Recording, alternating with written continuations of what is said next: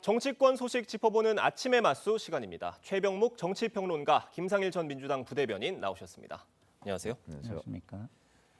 조기 대선이 현실화가 됐습니다. 오는 6월 3일에 치러질 거라고 어제 보도가 나왔고요. 오늘 국무회의에서 확정될 것으로 보이는데 편집장님께서는 이번 대선이 어떤 구도로 치러질 거다 딱 한 문장으로 정리해 주실 수 있으시겠습니까? 사실은 각 당이 그 목표로 하고 있는 구도 조금씩 다를 겁니다. 그런데 어차피 지금 윤석열 전 대통령이 헌재에서 탄핵이 인용되면서 그 이제 정치권에서 사실상 실질적인 영향력은 그 없는 셈이 됐거든요. 자, 이렇게 된다면 결국 이번에는 윤석열, 이재명 이 구도는 이제 사라진 거고요. 그다음에 이재명 대표인데 국민의힘은 아직 그 주자가 없습니다. 그래서 한마디로 정리하자면 결국 이번 대선은 이재명 대표냐 아니냐 요 구도로 전개가 될 것이다 이렇게 예상할 수 있겠습니다. 어떤 변수가 있다면은 어떤 걸 좀 꼽을 수가 있겠습니까? 지금 이재명 대표의 사법 리스크 얘기를 많이 하지만 사실은 그 대선이 있기 전에, 그러니까 6월 3일 전에 대법원에서 뭐 선거법 관련한 확정 판결이 나올 가능성은 저는 없다고 봅니다. 그렇다면 사법 리스크가 그럼 없느냐? 그건 아니죠. 여전히 남아 있는 거죠. 예를 들어서 이재명 그 대표가 대선에서 당선이 되더라도 자, 헌법 84조는 그럼 유효하냐 하지 않느냐. 예를 들어서 진행되는 재판이 중단되느냐 아니냐. 이 문제는 계속 논란이 되고 있거든요. 다수설은 중단되지 않는다는 게 그 다수설입니다. 자, 그렇다면 결국 그 이재명 대표가 대통령이 되더라도 그러면 재판은 계속 진행된다면 또는 진행이 되지 않는다면 이라고 하는 논란은 끊이지 않을 거기 때문에 이런 부분이 아마 대선 과정에서 그 계속 공격의 대상이 될 겁니다. 그러니까 국민의힘이 그 부분을 계속 공격을 할 것이고 법원에서는 그에 관해서 아마 유권 해석을 하지 않을 겁니다. 이렇게 되면 이재명 대표로서는 적어도 상당한 실점 요인이 될 것은 틀림없죠. 그래서 사법 리스크는 여전히 진행 중이다. 이렇게 말씀드릴 수 있습니다. 네, 오늘 기준으로 대선이 56일 남았습니다. 김상일 대변인께서 보시기에는 이번 대선의 구도와 변수 어떻게 전망하세요? 이번 대선은 아무래도 그 가장 중요한 변수가 국민의힘의 후보 경선입니다. 그래서 후보 경선이 흥행을 일으키고 그다음에 여당 내 야당 후보를 선출함으로써 극적 반전 효과가 나오고 그다음에 중도 확장성을 극적으로 확장한다면 그러면은 민주당의 경선도 흔들릴 수밖에 없죠. 왜냐하면 중도층 지지의 변화가 보이면 지금의 중도 확장성이 문제가 된다라고 지금 지적되고 있는 이재명 후보가 흔들릴 수 있고 비명계 후보들의 목소리에 힘이 실릴 가능성이 있습니다. 그러나 국민의힘 그 후보 경선이 그냥 무난하게 윤석열 세력의 옹립 이런 식으로 간다면 국민의 그 이 정권 심판 정선은 계속 이어질 것이고요. 그럼 무난하게 이재명 후보로 민주당 후보 경선도 갈 것이고 대선도 심판 선거에서 무난하게 치러질 가능성이 높다. 저는 이렇게 봅니다. 네, 지금 이런 상황에서 우원식 국회의장이 대선 이래 개헌 국민투표를 동시에 하자는 제안을 하면서 이재명 대표의 입장이 주목이 됐었는데요. 과거와는 다른 입장을 내놨습니다. 이재명 대표 목소리 들어보겠습니다. 5년 단임제를 4년 중임제로 바꾸어서 책임 정치를 가능하게 하고 국정의 연속성을 높여야 합니다. 지금은 개헌도 중요하지만 내란 극복이 훨씬 더 중요한 과제다라는 점에 초점을 맞춰주시기를 부탁드립니다. 복잡한 문제들은 각 대선 후보들이 국민에게 약속을 하고 대선이 끝난 후에 최대한 신속하게 개헌을 그 공약대로 하면 될 것 같습니다. 보신 것처럼 이재명 대표 입장이 3년과는 달라진 모습이고요. 지금 우원식 국회의장의 제안에 대해서 이재명 대표는 핵심적인 내용은 빼고 뭐 지금 일단 나중에 그 부분은 나중에 하자 이런 입장인 겁니다. 어떻게 보세요? 그 우원식 국회의장의 그 특별담화 내용을 보면요. 각 당 지도부하고 공감대를 이뤘다 이렇게 돼 있습니다. 그렇죠? 그러면 각 당 지도부라고 하면 국민의힘은 지금 사실은 임시체제입니다. 권영세 비대위원장. 그러면 제일 중요한 인물은 이재명 대표예요. 특히 이재명 대표가 이제 이른바 대선의 대통령에 가장 근접해 있는 사람 아닙니까? 근데 그 각 당 지도부라는 건 결국 이재명 대표와도 공감대를 이뤘다는 얘기인데 그럼 이재명 대표 얘기를 들어보면 지금 완전히 다른 얘기잖아요. 그런 점에서 본다면 저는 어떻게 보냐면 사실은 그 우원식 국회의장과 이재명 대표가 얘기를 좀 했던 것이고 그러면서 뭔가 퍼포먼스, 이벤트 이런 거를 만들기로 두 사람 사이에 공감대가 있었다고 저는 봅니다. 그래서 꼭 그 개헌을 뭐 하겠다 이런 거보다는 약간은 민주당으로서는 사실은 이 경선 과정에서 워낙 뭐 이재명 대표의 당선이 거의 그 확정적이기 때문에 예. 다른 이벤트가 없어요. 그래서 개헌을 이벤트로 끌어들인 저는 이런 상황이라고 보거든요. 그래서 약간은 뭐 약속대련 비슷하게 두 사람 간의 공감대가 있었다. 그 얘기는 결국은 시선 분산용 퍼포먼스의 일종이다 이렇게 봅니다. 지금 말씀해 주신 것처럼 네. 우원식 국회의장이 이번 개헌안에 대해서 양당과 어떤 공감대가 있었다 이렇게 얘기를 했었는데 네. 지금 이재명 대표는 그 얘기와는 완전히 다른 얘기를 한 겁니다. 이유가 네. 뭐라고 보세요? 그거는 이런 거죠. 국민과 국가의 이익을 생각하면 개헌이 필요하고 개헌 논의를 통해서 조금이라도 그것을 한 발이라도 앞으로 전진시키는 게 필요한 거지만 예. 지금 현재의 자신의 이익과 자신의 미래를 생각하면 그게 도움이 될 것이 별로 없잖아요. 그렇기 때문에 당연히 지금의 입장은 본인의 이익과 그다음에 대선에서 본인의 어떤 이익 이런 걸 생각하는 거 아닌가 이런 생각이 들고요. 지금 역사적으로 보면 이런 겁니다. 모든 정치인이 여당 입장이 될 때는 개헌을 반대를 합니다. 예. 야당이나 도전자 입장일 때는 개헌을 찬성합니다. 이것이 반복돼 왔고 결국에는 개헌 논의는 이루어지지 않았거든요. 그럼 개헌 논의라는 것이 언제 이루어질 것이냐? 앞으로 영원히 이루어질 수가 없는 겁니다. 이런 식이라면. 그래서 논의가 가능할 때 조금이라도 진전시키는 게 정치인들의 진정성 있는 정치하는 자세다. 이런 생각이 듭니다. 지금 친명계에서는요. 우원식 국회의장을 향해서 네. 국회의장 놀이를 중단해라 이런 네. 강한 목소리가 나왔고 지금 우원식 국회의장 측에서는 좀 예의를 지켜야 된다, 뭐 선을 넘었다 이런 식의 반응이 지금 나왔거든요. 이 상황은 어떻게 보십니까? 국회의장 놀이 이렇게 얘기하면 그 말을 하신 분은 무슨 놀이를 하시는 건가요? 예? 그거는 뭐 왕놀이를 하시는 건가요? 저는 그렇게 얘기하는 게 정치 도의상 맞지 않다고 생각합니다.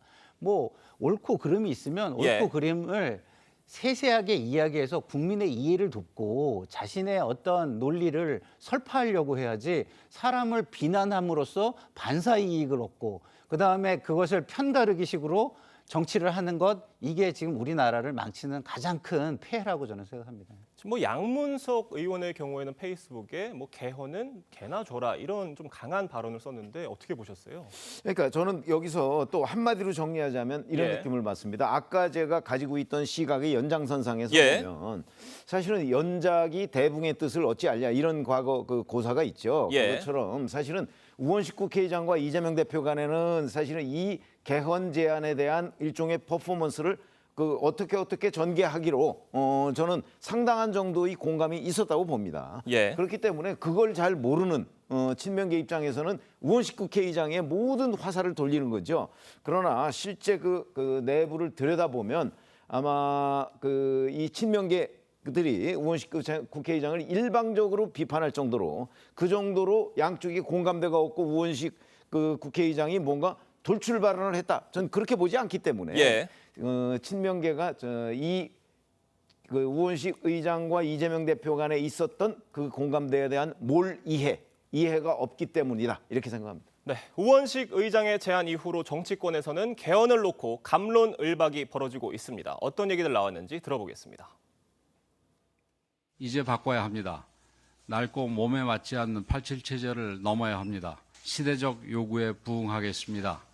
국민의 뜻을 제대로 반영하는 개헌안을 마련하여 국민과 함께 대한민국을 다시 세우는 개헌의 길에 나서겠습니다. 현행 헌법에 대한 불복하는 사람들이 헌정 질서를 불복하는 사람들이 개헌이라는 이름으로 개헌 추진 세력이 되고 뭐 이런 약간 좀 전도되는 상황이 벌어지지 않겠습니까? 저희 민주당이 집권하게 되면 저희들은 그 공약을 개헌안으로 제출을 하게 될 겁니다.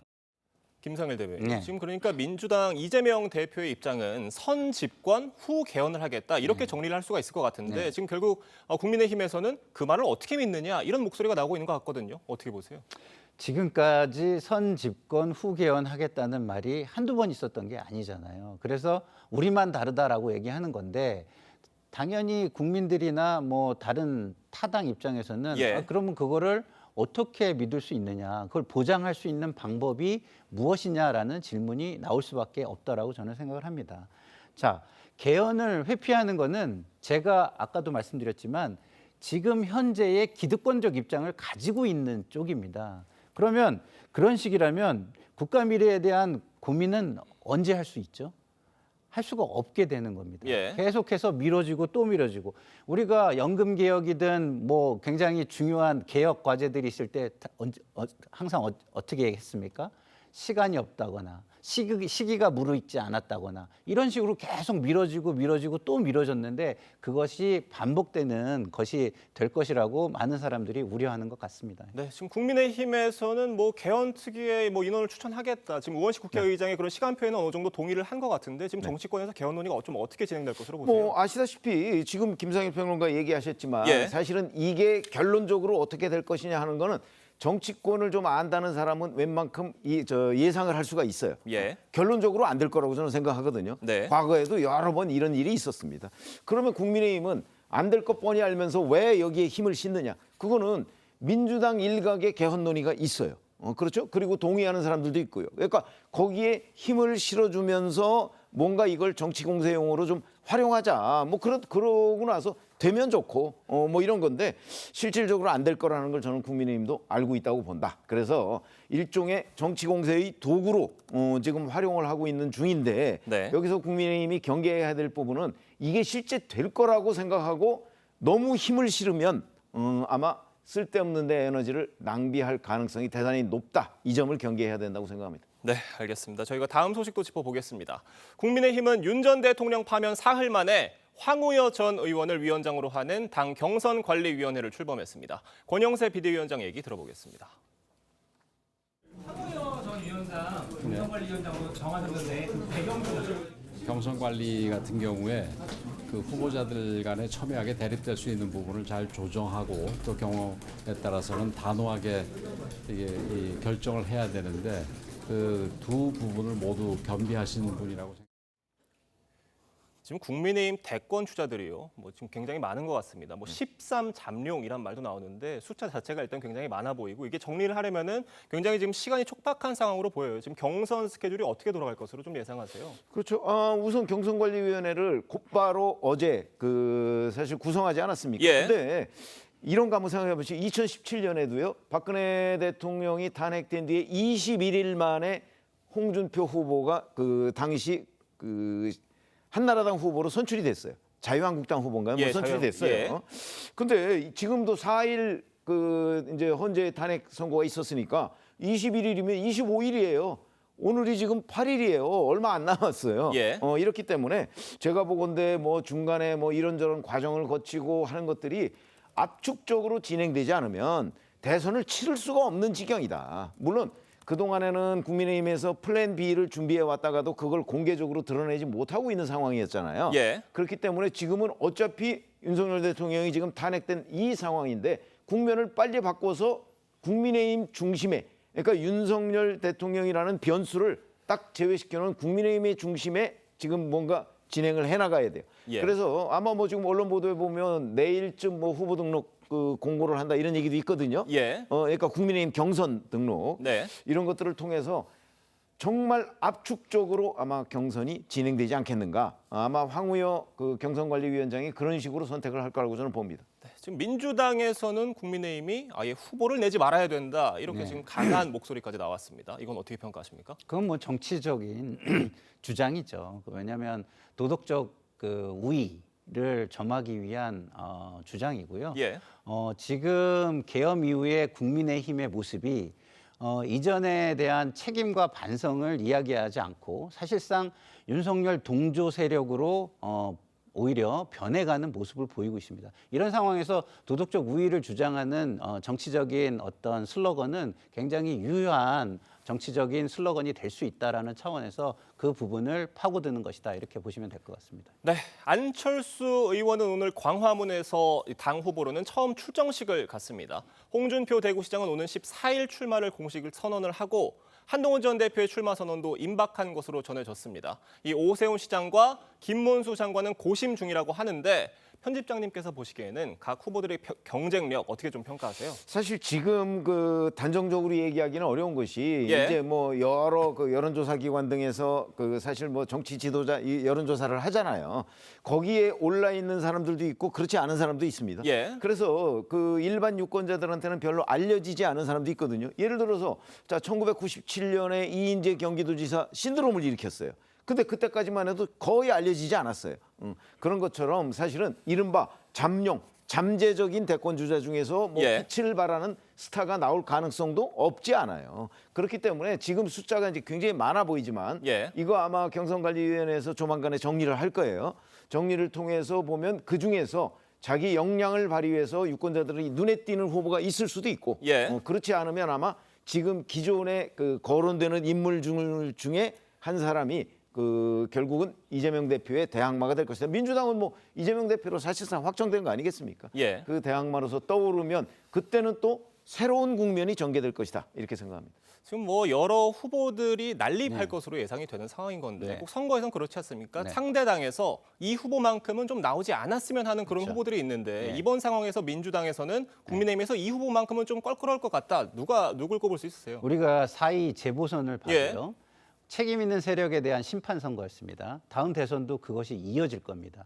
가장 껄끄러운 후보는 심판하기 어려운 후보가 될 것입니다. 예. 심판하기 어려운 후보고 새로운 신선함을 가진 후보라면 중도 확장력도 갖추게 되겠죠. 그래서 여당 내 야당 같은 후보 그리고 중도 확장력이 있는 후보가 있다면 그것이 가장 껄끄러운 후보가 될 것이고요. 가장 쉬운 후보는 심판의 프레임 안에 갇혀 있는 후보입니다. 다시 말해서 윤석열 동조 세력 같은 예. 그림자 안에 들어가 있는 후보가 나온다면 민주당 입장에서는 그야말로 무슨 나땡이라는 표현이 나오는 후보가 되지 않을까 이렇게 생각이 됩니다. 네. 국민의힘 안팎에서는 지금 한덕수 권한대행을 후보로 내세워야 된다 이런 목소리도 나오고 있는데 지금 평론가님께서 말씀해 주신 그런 어떤 민주당이 껄끄러워할 수 있는 후보로 한덕수 후보 좀 적임자라고 보세요? 그 2017년에도요 황교안 대통령 권한대행을 후보로 모시자 뭐 이런 그 움직임이 있었어요. 근데 결국 안 됐죠. 이게 그 저희가 보기에는 이 정치의 영역과 행정의 영역은요 명확하게 구분됩니다.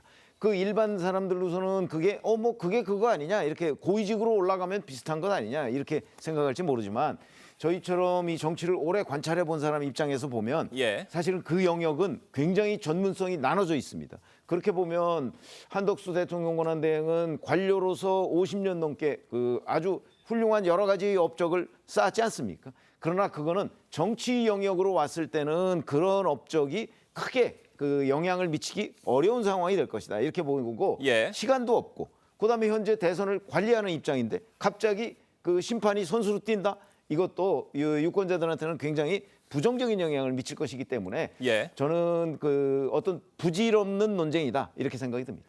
지금 민주당에서는 김두관 전 의원이 출사표를 가장 먼저 던졌습니다. 네, 맞습니다. 사실 이재명 대표의 일강 구도를 좀 어떻게든 흔들어 보겠다 이런 의도로 풀이가 되는데 흔들릴 수가 있을 걸로 보세요. 흔들리기가 어렵습니다. 지금 구조적으로 기울어져 있는 운동장은요 환경 자체가 바뀌어야 돼요. 예. 내부에서 뭐 망치로 두들기고 뭐 곡괭이로 파고 해가지고 운동장을 고르는 작업을 하기에는 시간도 없고 그 정도의 아직 에너지도 없다고 보시는 게 맞습니다. 다시 말해서 제가 이전에 질문에 말씀을 드렸듯이 예. 국민의힘에서 만약에 전략적 선택을 통해서 중도 확장력이 있고 지금 윤석열 그 정권 심판론에서 벗어나는 후보를 선택해서 지지율이 흔들린다면 그때는 김두관 후보 같은 비명계 후보들이 말에 힘도 실리고 경쟁력도 강화될 것이지만 지금 상황에서는 우리 편집장님 말씀대로 민주당의 후보는 사실상 결정된 거나 다름이 없다 이렇게 보시는 게 맞겠습니다. 네, 알겠습니다. 오늘 두 분 말씀은 여기까지 듣도록 하겠습니다. 감사합니다.